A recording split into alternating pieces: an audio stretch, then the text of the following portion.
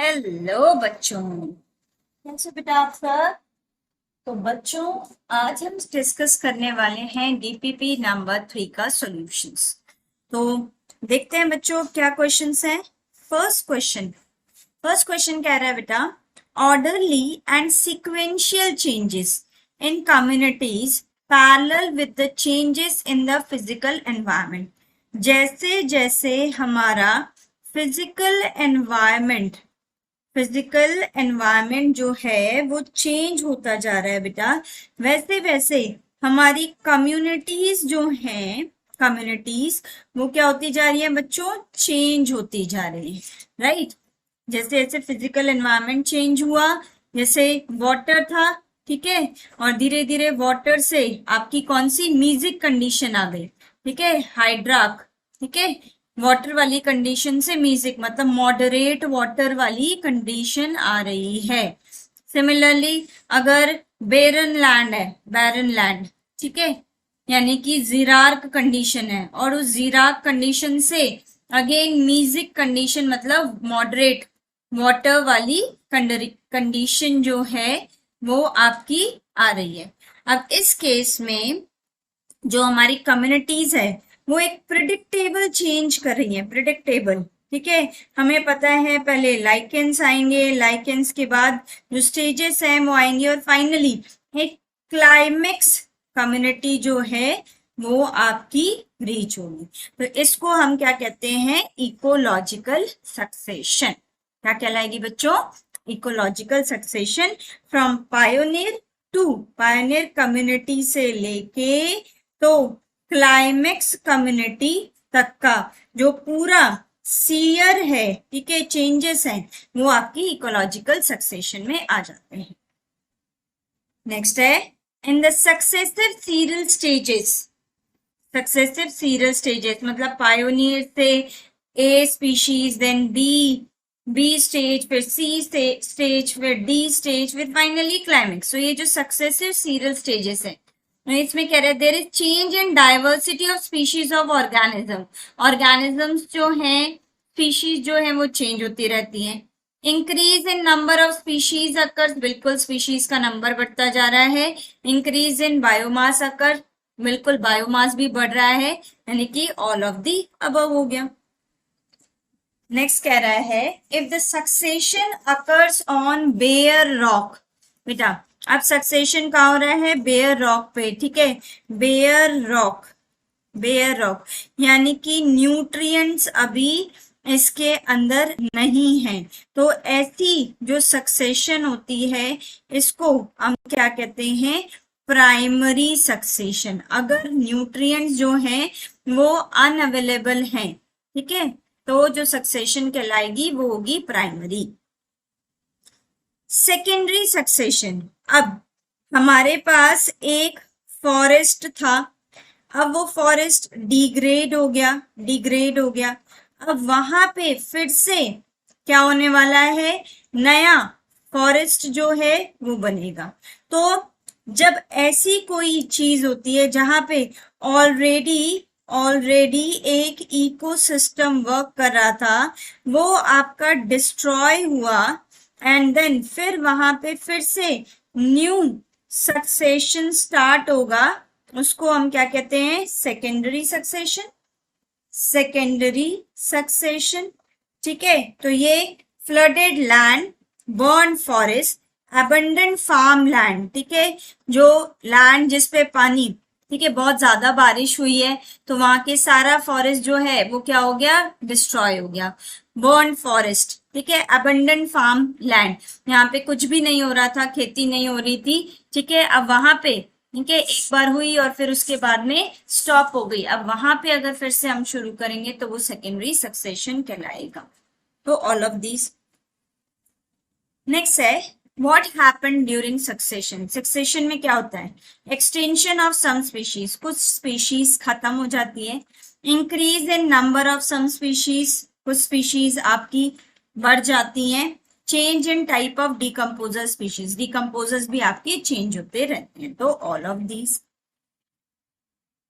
Next है, in which succession is the climax reach faster, ठीक है, क्लाइमेक्स जो है वो सबसे जल्दी किस में आएगा, climax stage. Succession on bare rock देर से होएगा, ठीक है, क्योंकि न्यूट्रिएंट अवेलेबिलिटी नहीं है और क्लाइमेक्स रीच होने में बहुत जल्दी बहुत टाइम लगेगा उसको एंड करने में। क्लाइमेक्स यानी कि फॉरेस्ट जो वुडलैंड स्टेज है उसको आने के लिए।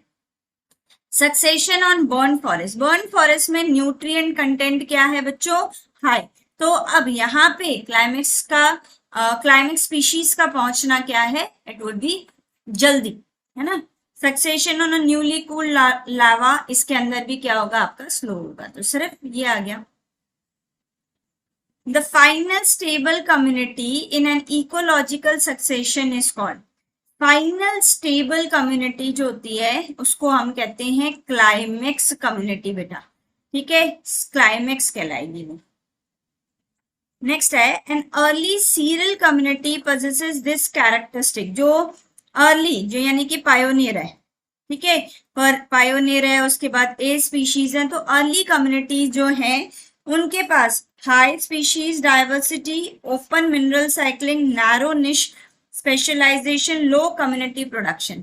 जो अर्ली सीरियल कम्युनिटीज होती हैं बच्चों उनके पास ओपन मिनरल साइक्लिंग होती है ताकि न्यूट्रिएंट जो है वो इजीली सॉइल में जो है वो मिक्स होते जाएं और बायोजियोकेमिकल साइकिल से जो भी हमारे न्यूट्रिएंट्स हैं, ठीक है, सॉइल से एयर में, सॉइल से लिविंग ऑर्गेनिज्म में, लिविंग ऑर्गेनिज्म से एयर में, then again back to the soil. तो ये जो कंडीशन होती है ये सीरियल कम्युनिटीज में, जो अर्ली सीरियल कम्युनिटीज होती है उनमें बहुत जल्दी जल्दी होती रहती हैं, जो बायोजियो केमिकल साइकिल्स चलेंगे।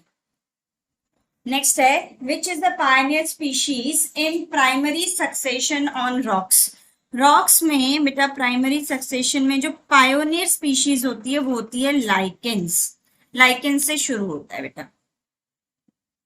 नेक्स्ट है which is the correct order of serial stage, correct order देखते हैं। तो सबसे पहले होते हैं बच्चों फाइटोप्लैंक्टन, ठीक है, फाइटोप्लैंक्टॉन्स आते हैं, फिर आता है आपका सबमर्ज्ड प्लांट, ठीक है, पहले फाइटोप्लैंक्टन और फिर सबमर्ज्ड प्लांट्स जो हैं वो ग्रो करेंगे, फिर सबमर्ज फ्री फ्लोटिंग आ जाएंगे, फिर आएगी आपकी रीड स्वैम्प स्टेज, फिर आएगी मार्श मीडो स्टेज और फिर आएगी स्क्रब स्टेज, ठीक है। तो यहाँ पे रीड स्वैम्प इन्होंने पहले दे दिया, तो पहले फाइटोप्लैंक्टन फिर सबमर्ज, ठीक है, हाइड्राक कंडीशन के अंदर। तो ये है बेटा इसका आंसर। नेक्स्ट है स्टैंडिंग स्टेट, स्टैंडिंग स्टेट क्या होता है बच्चों, स्टैंडिंग स्टेट होता है कितना सॉइल में मिनरल कंटेंट पड़ा हुआ है, इनऑर्गेनिक मिनरल कंटेंट सॉइल के अंदर कितना है। तो it will vary according to the type of ecosystem, it will vary on seasonal basis, ठीक है। ऑर्गेनिक कंटेंट जो है, इनऑर्गेनिक कंटेंट, ऑर्गेनिक कंटेंट जो है सॉइल और ऑर्गेनिजम्स में जो है वो आपका अकॉर्डिंग टू द इकोसिस्टम होगा, अकॉर्डिंग टू द सीजन होगा। नेक्स्ट है both hydrarch and xerarch condition lead to, hydrarch हो चाहे आपका जीराक हो बेटा, ये आपका मीजिक कंडीशन लेके आते हैं, यानी कि मीडियम वाटर कंडीशन, ठीक है। क्योंकि देखो बेटा अगर ड्राई कर देगा तो प्लांट फिर से सरवाइव नहीं कर पाएगा ना, तो इसलिए वाटर कंटेंट कैसा होना चाहिए, मीडियम। तो मीडियम वाटर कंटेंट, जीरिक नहीं होगा, हाईली ड्राई नहीं होगा और एक्सेसिव वेट भी नहीं होगा। नेक्स्ट है the amount of nutrients such as carbon, nitrogen, phosphorus, calcium etcetera present in a soil at given time, at any given time is refer to as, ठीक है। Soil में आपके कितने न्यूट्रिएंट्स, किस टाइप के न्यूट्रिएंट प्रेजेंट है, carbon है, nitrogen है, फॉस्फोरस है, कैल्शियम है, तो ये कंडीशन को हम क्या कहते हैं बेटा, इसको हम कहते हैं स्टैंडिंग स्टेट, स्टैंडिंग स्टेट। और अगर आपको स्टैंडिंग क्रॉप की बात करनी है तो हम बायोमास की बात करते हैं बेटा, कितना बायोमास प्रेजेंट है एक लिविंग ऑर्गेनिज्म के अंदर, वो उसका स्टैंडिंग क्रॉप कहलाता है। तो ये है इसका आंसर। नेक्स्ट कह रहा है nutrient cycle is also known as, nutrient cycle को हम कहते हैं बायो जियो केमिकल साइकिल। बायो मतलब बच्चों लिविंग, ठीक है। जियो मतलब अर्थ, मतलब कुछ जो है इसका पार्ट सॉइल में होगा। देन केमिकल, केमिकल इसलिए क्योंकि चेंजेस हो रहे हैं। जैसे अगर कार्बन डाइऑक्साइड की साइकिल है तो ये कार्बन डाइऑक्साइड जो है अगर प्लांट्स ले रहा है तो ये आपके कन्वर्ट हो जाएंगे कार्बोहाइड्रेट के अंदर, ठीक है, by photosynthesis. Photosynthesis chemical change हो गया।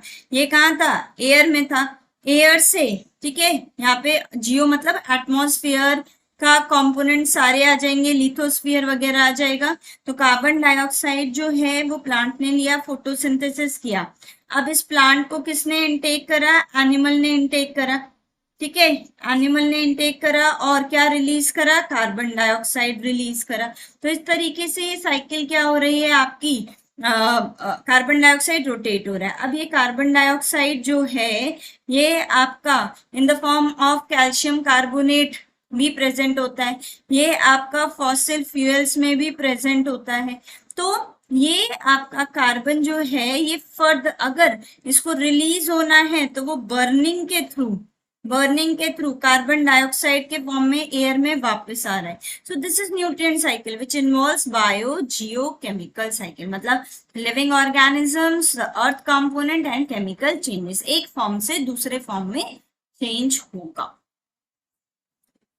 नेक्स्ट कह रहा है विच nutrient flows through the sedimentary cycle. Sedimentary का मतलब होता है कि इनके पास कोई गैशियस फॉर्म नहीं है बेटा, इनका कोई गैशियस फॉर्म जो है वो एग्जिस्ट नहीं करता। जैसे कार्बन डाइऑक्साइड है, जैसे नाइट्रोजन है, ऑक्सीजन है, ये आपके गैशियस फेज में एग्जिस्ट करते हैं। लेकिन सल्फर की अगर हम बात करें, हम फॉस्फोरस की बात करें, तो इनका बच्चों कोई भी गैशियस फेज फॉर्म में ये वर्कआउट नहीं करते। तो इसमें ये सेडिमेंट्री साइकिल क्या करते हैं, शो करते हैं। तो both A and B. Next है which of the following majorly regulates the amount of CO2 in the atmosphere. सबसे ज्यादा जो है वो CO2 का, ठीक है, कौन सी चीज है जो CO2 को सबसे ज्यादा रेगुलेट करती है, तो बेटा वो है ओशनिक रिजर्वायर, ठीक है। ओशन में जो आपका एल्गीज वगैरह हैं वो फोटोसिंथेसिस कर रहे हैं। देन आपके पास फॉसिल फ्यूल्स हैं, ठीक है, फॉसिल फ्यूल्स हो गए, देन आपके पास सॉल्ट्स हो गए, तो ये, और आपके पास शेल्स हो गए which contain this carbon dioxide. तो ये आपके मेजरली CO2 के अमाउंट को रेगुलेट कर रहे हैं, ये सारी चीजें, ठीक है, जो कि आपकी ओशन, क्योंकि ओशन से are the major form of oxygen reliever, क्योंकि वहां पे एल्गी जो है वो क्या है बच्चों, फोटोसिंथेटिक प्लांट जो है वो क्या है बच्चों, सबसे ज्यादा अमाउंट में चीफ प्रोड्यूसर अगर आप देखो तो वो ओशंस में मिलते हैं, आपके chief producers, main producers algae वगैरह। Then phosphorus is a major constituent of phosphorus, biological membrane, cell membrane, ठीक है, सेल मेम्ब्रेन कह लो, प्लाज्मा मेम्ब्रेन कह लो, ठीक है, इनके अंदर फॉस्फोलिपिड के फॉर्म में, न्यूक्लिक एसिड मतलब डीएनए आरएनए में प्रेजेंट है, डीएनए आरएनए के अंदर प्रेजेंट है। देन सेलुलर एनर्जी ट्रांसफर, यानी कि ये बात कर रहा है सेलुलर एनर्जी ट्रांसफर की, अगर बात कर रहा है तो ये बात कर रहा है एटीपी की, एटीपी, जीटीपी, मोस्टली तो ये आ गया, सीटीपी, टीटीपी, ठीक है, मोस्टली आपका ये आ गया। सो फॉस्फोरस इन सबका कॉन्स्टिट्यूएंट हो गया। नेक्स्ट है global GNP is about, global gross जो हमारी प्रोडक्टिविटी है, ठीक है, दैट इज अराउंड 18 ट्रिलियन $, ठीक है। ग्लोबल जो हमारी गेनिंग जो नेट प्रोडक्टिविटी है वो आपकी कितनी है, आपको कितना बेनिफिट मिल रहा है, दैट इज 18 ट्रिलियन। नेक्स्ट है what price tag did Robert Costanza put for the fundamental ecosystem services. So Robert Costanza ने कहा था कि अगर हम कॉस्टिंग लगाए इकोसिस्टम से जो आपको फायदे हो रहे हैं, जो आप ऐसे ही फ्री में ले लेते हो, जैसे ऑक्सीजन हो गया, रेन हो गई, ठीक है, कुछ ऐसे रिजर्वायर्स जो आप इसमें से इकट्ठे करते रहते हो, तो that is around 33 trillion US dollar. इतना इतना कॉस्ट पड़ेगा। Then which of the following are ecosystem services. Ecosystem से क्या होता है? Purification of air and water by forest, बिल्कुल। क्रॉप पॉलिनेशन होती है, न्यूट्रिएंट साइक्लिंग होती है, तो ये सारी चीजें इकोसिस्टम जो है वो करता है। नेक्स्ट कह रहा है what happens during ecological succession. Ecological succession में क्या क्या हो रहा है? The gradual and predictable change in species composition occurs in a given area. Ecological succession में gradual यानी कि slow और predictable changes हैं, बिल्कुल ठीक है, occurs in a given area. The number and types of animals remain constant. Constant तो नहीं रहते. The changes lead to a community that is near equilibrium with the environment and is called pioneer community. देखो the changes जो equilibrium पे आएगी, तो equilibrium पे बेटा पायोनियर स्पीशीज नहीं आएगी, क्लाइमेक्स स्पीशीज आएगी।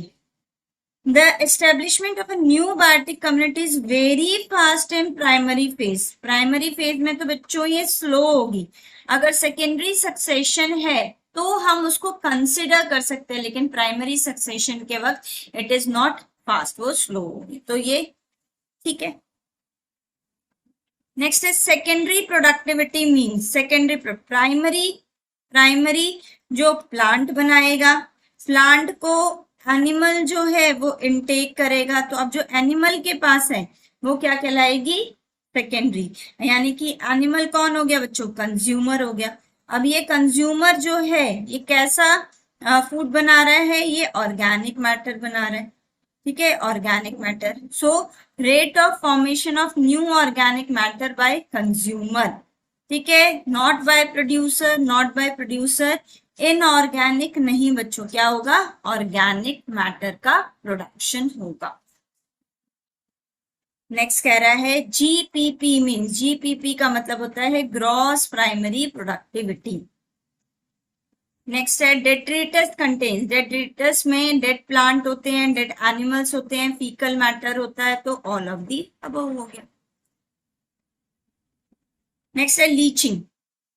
लीचिंग जो है that is precipitation of water soluble nutrient as unavailable salt, ठीक है। जो आपके लीचिंग का मतलब होता है जो हमारा वाटर सॉल्यूबल न्यूट्रिएंट्स हैं वो क्या हो जाएंगे? आपके नीचे चले जाएंगे, प्रेसिपिटेशन हो जाएगा, तो ये आ गया बी। फ्रेगमेंटेशन, फ्रेगमेंटेशन मतलब छोटे छोटे इसमें टूटना, तो break down of detritus into smaller particles, ठीक है, छोटे छोटे पार्टिकल्स में ब्रेक हो जाएगा।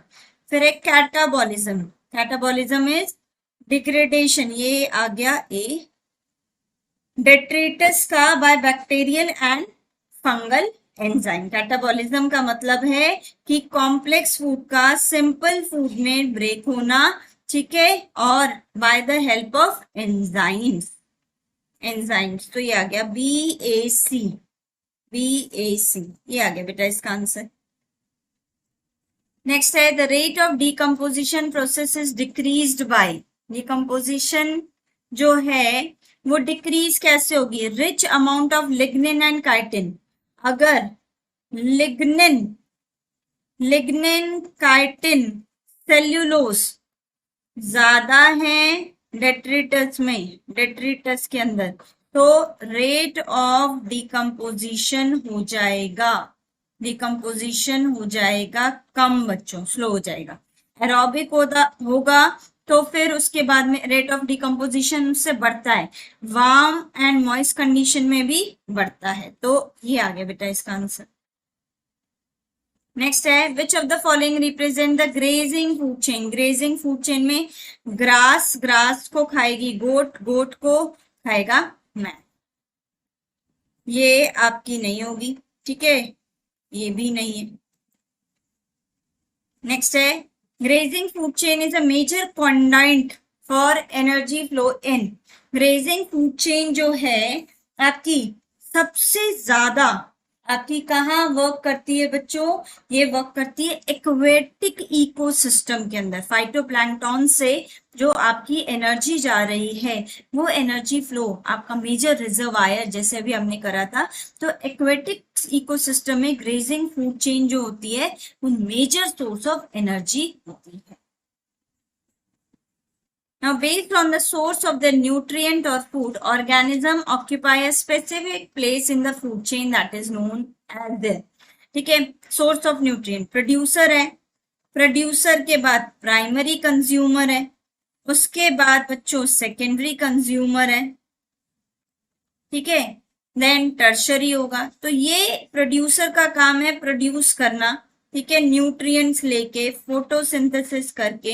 तो ये एक ट्रॉफिक लेवल हो गया, ठीक है, ये एक पहला ट्रॉपिक लेवल हो गया। सिमिलरली जो हर्बीवोर हो गया, हर्बीवोर प्राइमरी कंज्यूमर, ये हमारा सेकेंड ट्रॉपिक लेवल हो गया। तो ये based on the source of their nutrient और फूड, ऑर्गेनिज्म जो है अपना अपना क्या रोल प्ले कर रहे हैं, कौन सा ट्रॉफिक लेवल, क्या कहते हैं इसको बच्चों? ट्रॉफिक लेवल कहेंगे, ठीक है, स्पेसिफिक प्लेस, और वो प्लेस को हम क्या बोलते हैं फूड चेन में? Trophic level. एनपीपी, एनपीपी क्या होती है? Net primary productivity. Net primary productivity is, अगर ग्रॉस प्राइमरी प्रोडक्टिविटी में से रेस्पिरेशन को माइनस कर दें, ठीक है, प्लांट के रेस्पिरेशन को, तो ये जो है ये कंज्यूमर क्या कर सकता है बच्चों? कंज्यूम कर सकता है। So gross primary product of respiratory loss, देखो बच्चों gross primary product of respiratory loss नहीं, यहाँ पे सेंटेंस ध्यान से सुनना, देखना कि यहाँ पे कह रहा है रेस्पिरेटरी लॉस का ग्रॉस प्राइमरी प्रोडक्ट, तो ये नहीं होगा। बायोमास प्रोड्यूस बाय प्रोड्यूसर, ये तो प्राइमरी प्रोडक्टिविटी हो जाएगी। प्राइमरी प्रोडक्टिविटी उसने पूरा कितना बनाया? Available biomass for the consumption of heterotrophs, heterotrophs के पास अब कितना पहुंचा है, ठीक है, कंज्यूमर के पास कितना पहुंचा है, वो कहलाएगी उसकी नेट प्राइमरी प्रोडक्टिविटी। तो ये है बेटा इसका आंसर। सो थैंक यू बच्चों।